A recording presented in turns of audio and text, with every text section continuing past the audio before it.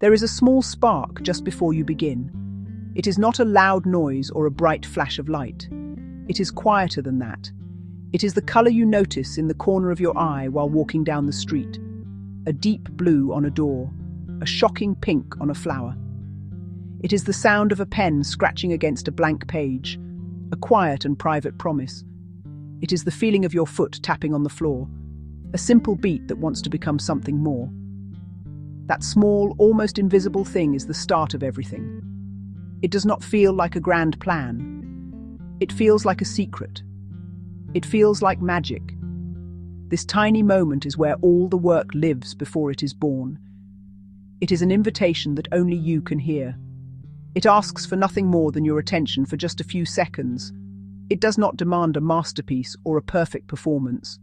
You do not need a special studio or expensive tools to find it. The spark can find you anywhere, in a crowded bus, in the quiet of your kitchen, in the middle of a noisy conversation. It is a humble beginning, a seed that waits for a little space to grow. Many people wait for a lightning bolt, a storm without warning, but more often it is a slow, gentle warming. It begins with one small, deliberate action. First, the paint begins to move. You pick up a brush. Its wooden handle feels familiar and solid in your hand. The blank surface is a quiet field of white, full of possibility and a little fear. You dip the bristles into a pool of bright color. A vibrant yellow, like the center of a daisy. You touch the brush to the canvas. A single line appears. It has changed everything. The silence is broken. The emptiness is gone. Now there is a mark that you made. You do not have a perfect plan. You are exploring. You take a bit of that yellow and mix it with a bold blue. A new color is born, an unexpected, rich green. This small surprise is a gift. The work is talking back, showing a new path. You follow it. You add the green. It sits beside the yellow like a friend. Each new stroke changes the picture, creating relationships and tensions. The process feels like magic. Sometimes a mistake happens. Your hand slips. A dark line cuts across a soft area. Your first impulse is to panic, but you pause and look closer. That wrong line gives new depth, a shadow under a chin. A face begins to emerge. The mistake becomes a doorway to something new. You learn to trust these accidents, to see them not as errors, but as collaborators. You keep going, stroke by stroke, color by color. You step back to see the whole, then lean in to work a tiny detail. You are not just applying paint, you are building a place. It did not exist an hour ago. It was just a blank surface, some tubes of color.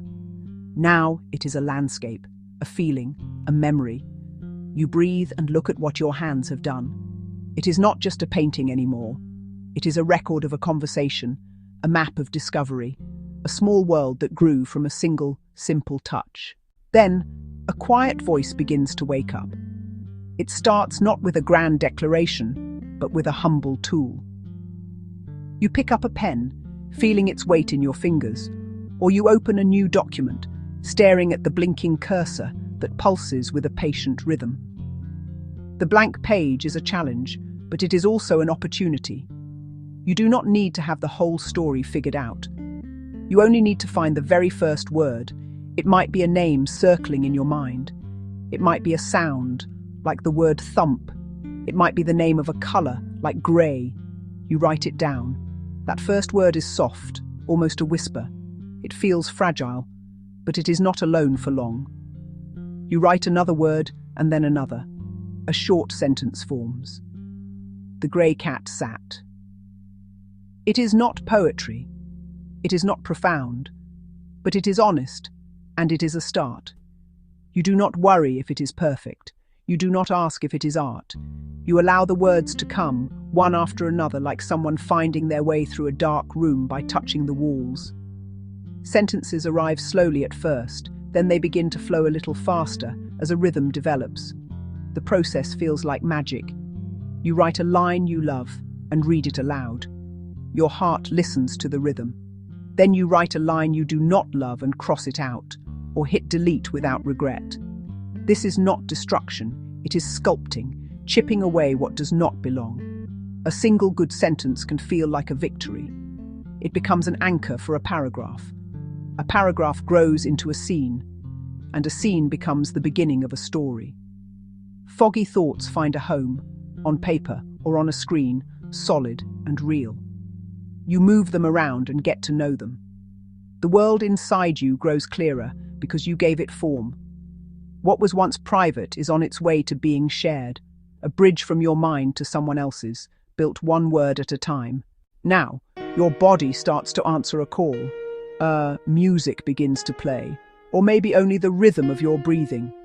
You are not thinking about choreography or a complex routine. You are not trying to perform. You are just feeling. It starts with an unconscious movement. A foot taps, a shoulder rolls.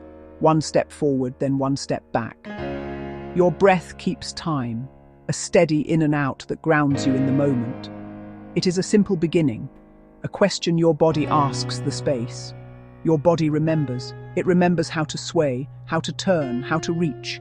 You make a small, contained move with your hands, then a larger one, wide, invisible shapes in the air. Your chest opens. A smile appears without trying. You are following your body's lead, listening to its innate wisdom. The process feels like magic. This is a language everyone understands.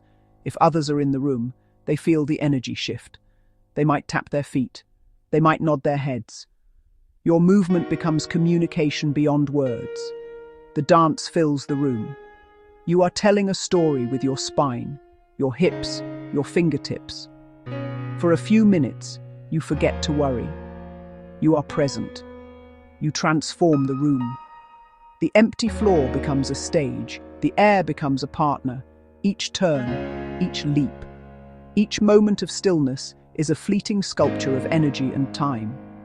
When the music fades and breath slows, the room is the same, but you are different. You have been changed by the motion. These three paths, the painter's brush, the writer's pen, the dancer's step, seem different. They use different tools. They speak in different languages. They occupy different spaces and move at different speeds. One creates a lasting object you can touch, another, a world you enter with your mind, and the last, a feeling that vanishes as soon as it is made. But they share one fundamental secret. They all depend on your willingness to begin. The magic is never a sudden flash from a clear sky. It is a slow, steady warming, like the sun on a cold morning. It arrives when you let your hands move without knowing the destination.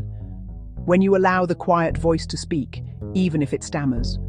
When you let your feet trust the rhythm they already know. The magic happens when you make room for surprise, welcome a mistake as a teacher, and gently say, just try one more time. Do not wait for the perfect moment. Do not wait for the most expensive tools or an empty schedule. That day may never come. Start today with what you have. A cheap brush can hold the most brilliant color. A forgotten notebook and a borrowed pen can hold a universe of ideas. The walk from kitchen to living room can become the first phrase of a dance. Start small. Start messy. Start with kindness for your own efforts. Let the work be a form of play.